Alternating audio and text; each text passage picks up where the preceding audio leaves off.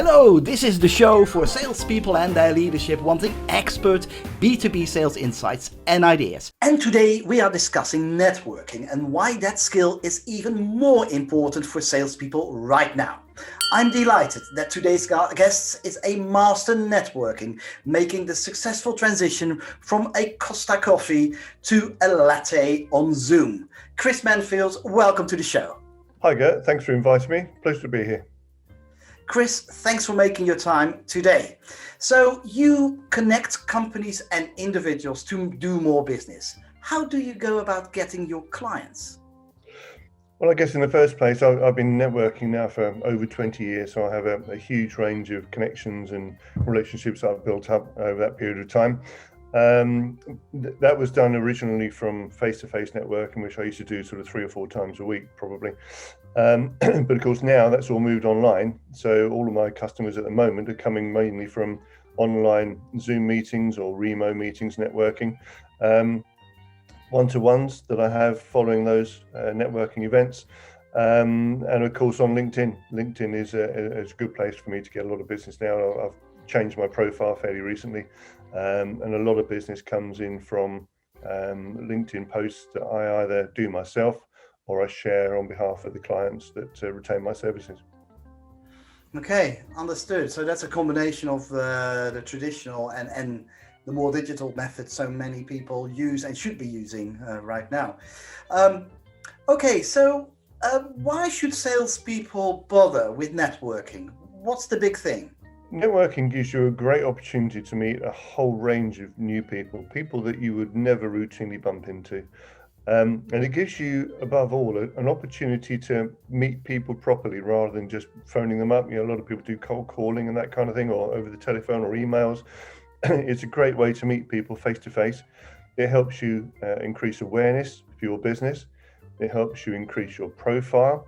And it helps you just increase a whole new range of different connections and relationships that you can build. It gives you a chance to really kind of get to know people properly rather than just talking to them over the telephone or by email.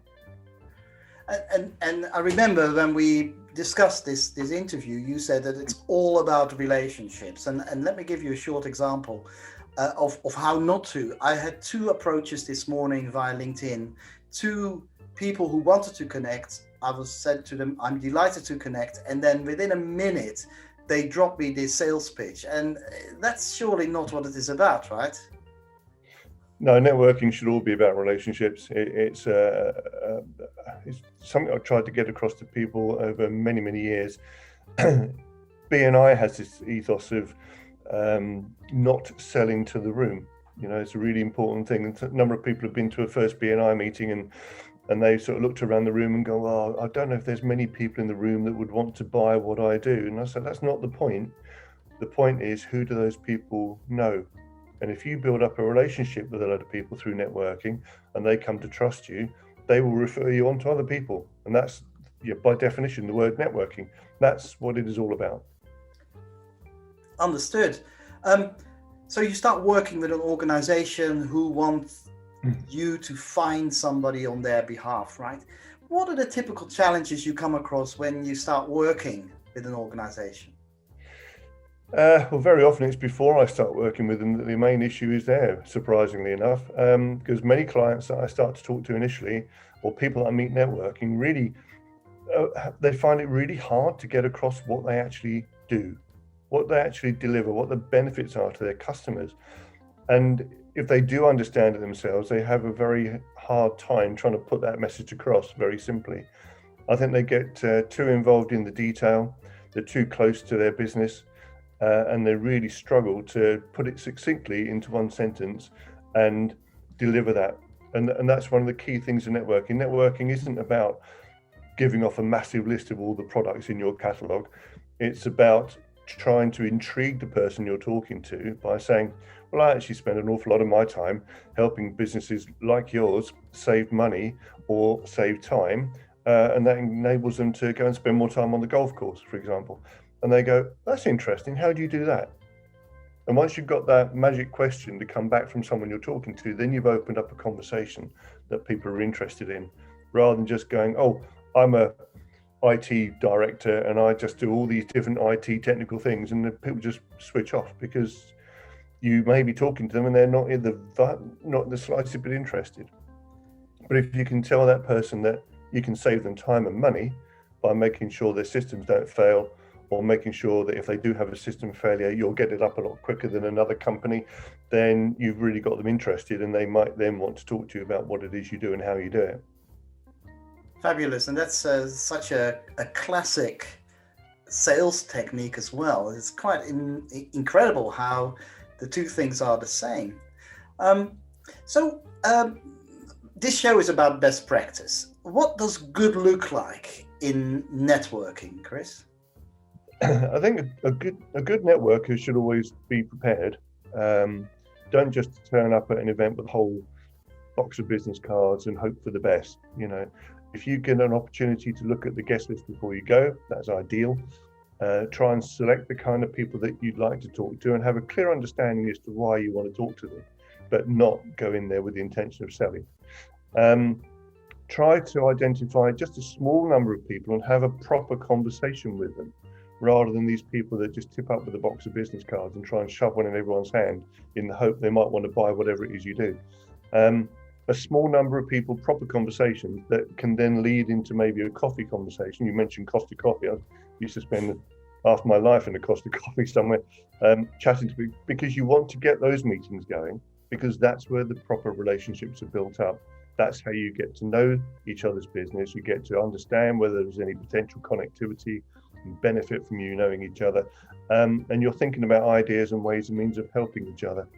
The most important thing about networking is thinking about how you can help someone else, rather than thinking about what you can sell them. It's all about the relationship.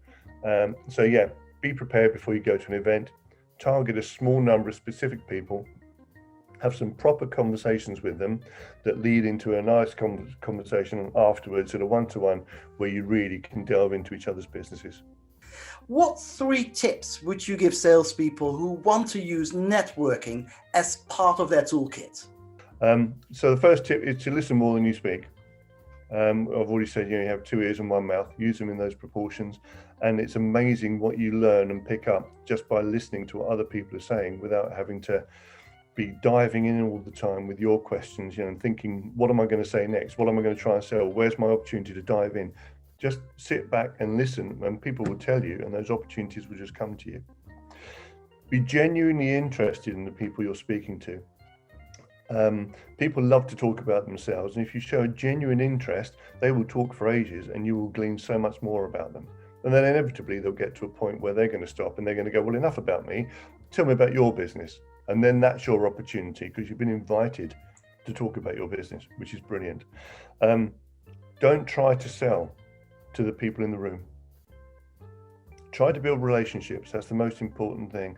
Get to know people. Don't assume that people are going to buy from you just because you happen to have what they want. So build that relationship, and they will come to you in time. As and when they need it, they'll remember you and they will come to you. You must be consistent. Go regularly to different events.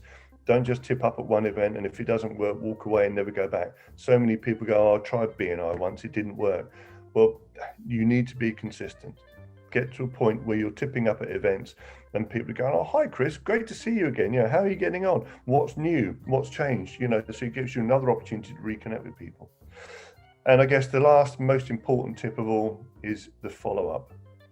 So many people go networking, they come home with pockets full of business cards, they think they've had a really successful time, and then they do nothing because they've forgotten who it was they spoke to, they've forgotten why they got the cards, and they haven't actually thought about it, planned it, or processed it, and then they fail to follow up altogether, and all those business cards just go in the bin.